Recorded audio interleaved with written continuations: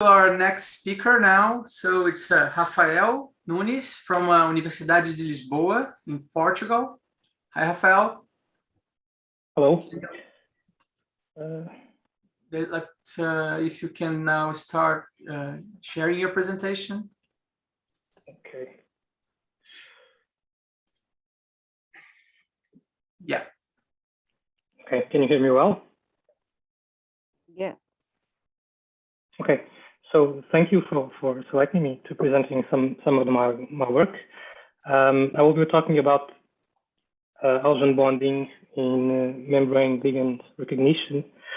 So in case anyone is not familiar, halogens are typically perceived as electronegative species, but actually due to an anisotropic distribution of charge in halogens, there is this electropositive region, the sigma hole, through which halogens can interact with bases,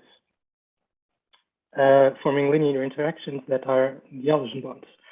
And this anisotropic charge distribution also explains orthogonal interactions with electrophiles, such as hydrogen bonds. Halogen bonds of course, have many applications in chemical sciences, but also in biology.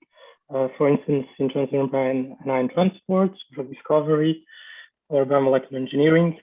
And this is because halogen bonds are indeed found in biological systems, mostly in protein-ligand complexes, such as the one I show here, where an halogenated ligand interacts with a protein via 4 halogen bonds.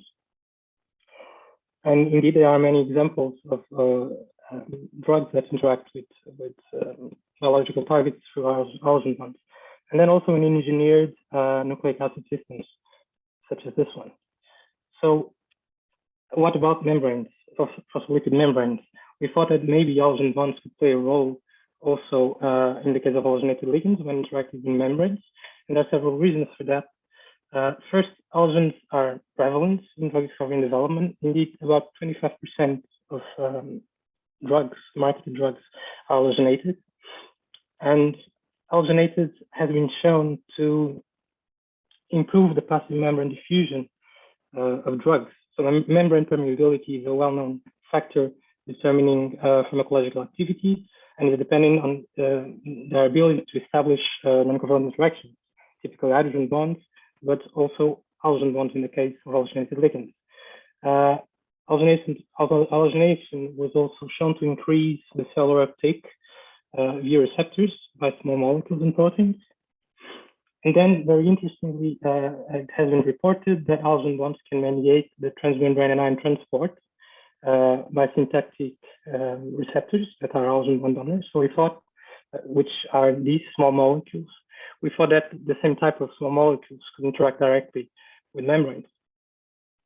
And perhaps more directly related, halothane, which is a non-anesthetic, was recently shown to interact in a model system with phosphoryl groups via halogen bonds and hydrogen bonds as well.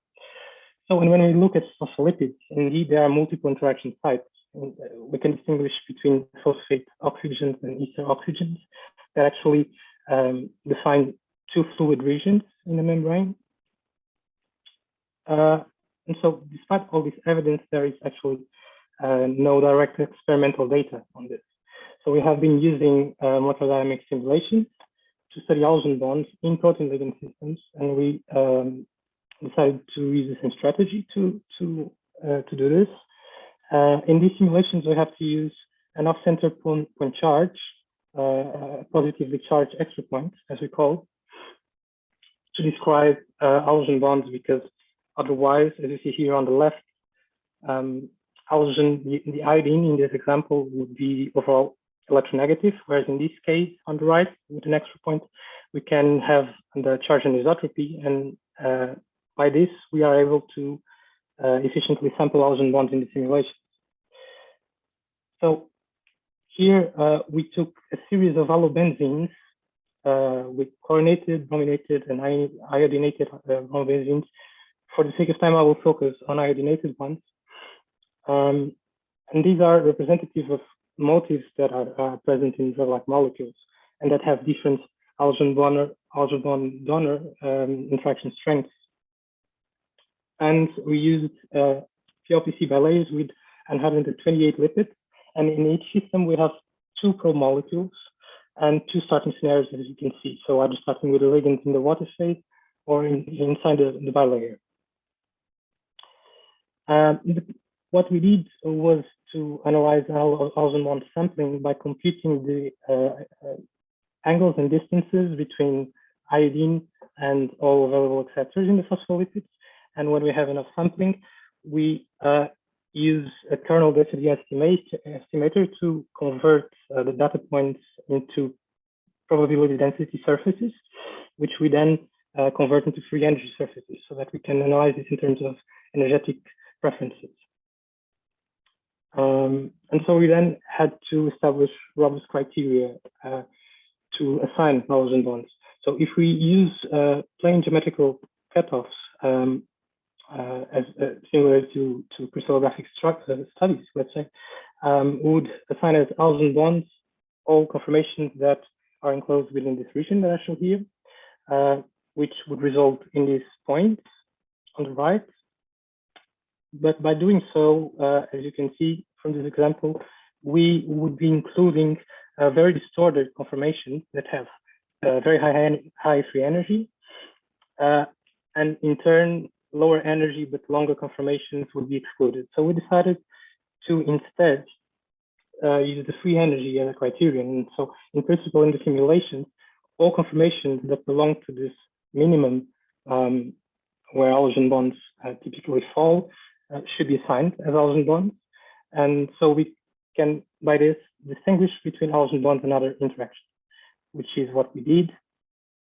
And so here, what we obtained was this region in green on bottom right, which are the Halogen bonds that would be assigned in this system, for example. So we did this for all systems. And as you can see, we were able to identify Halogen bonds targeting both oxygens at the phosphate region or at the acyl chain region. And when we quantify them, we see that first Halogen bond probability can reach up to 23% of the interactions. And then that CO type acceptors, so oxygens at the ether region are preferred, which is quite surprising given that the phosphate oxygens are stronger Halogen bond acceptors. So this can be explained because when we look at the insertion profiles of the molecules, halobenzenes, which are intrinsically hydrophobic, prefer to populate the ether region. And then back to the Halogen bond probabilities, there are lower probabilities to iodophenol. I didn't mention that we chose iodophenol because it can also establish hydrogen bond interactions. And that is a reason, as I will show ahead. And also surprisingly, we saw that iodobenzene and pentafluoroiodobenzene, the second being in principle stronger Halogen bond donor, have actually similar Halogen probabilities. And to check this, we looked at the relative orientation of the ligands along the bilayer normals in our simulations, and we see that we have distinct preferences. So iodobenzene has higher rotational freedom, whereas the stronger Halogen bond donor is more rotationally restricted, so has limited access to Halogen bond acceptors. Then we did the very same methodology to check hydrogen bonds. As you can see, we were also able to identify. And when quantifying them, hydrogen bonds have larger probabilities than halogen bonds. And in this case, interactions with phosphate oxygens are greater, so are non-negligible. And this is because, well, first of all, hydrogen bonds, these hydrogen bonds are stronger in principle. And then when looking at the orientation of the ligand in the membrane relative to the membrane, it's also due to the preferred orientation. As you can see with the phosphate with the oxygen pointing towards the water phase. We were also able to see that simultaneous halogen and hydrogen bonding is possible, and despite low frequencies, this shows that the two interactions can not only compete but actually act cooperatively in membrane-ligand recognition events. And finally, we wanted to see if halogen bonds can play a direct role during membrane insertion from the water phase to the interior of the bilayer. And so we followed the membrane insertion of iodine. In this case, as you can see, it's the gray line along the plot. And we monitored simultaneously the formation of halogen bonds, which are with vertical lines. And as you can see, we saw halogen bonds forming during the process and targeting both types of receptors, typically first phosphate oxygen. And indeed, we saw this in all insertion events sampled in the simulations, including when hydrogen bonds take place as well, as you see here on the right.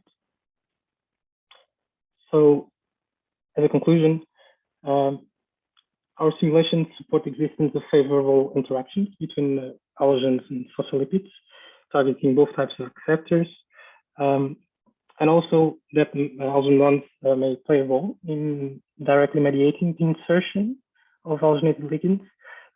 This is new insights that should be taken into account when designing or studying the interaction of halogenated ligands with the biomembranes, and that may also determine pharmacological activity. So here acknowledgements to my supervisor, Paulo Costa, and Diogo Vila Viçosa, who is our co-worker, and to Manuel Xavier, who supervises an experimental part of my PhD as well. And if you want to know more about this, the work was published by the beginning of the year, so you can check for details there or email us, of course. That's it. Thank you, Rafael, for a great presentation. Thank you. Are there questions? We might have time for one live question.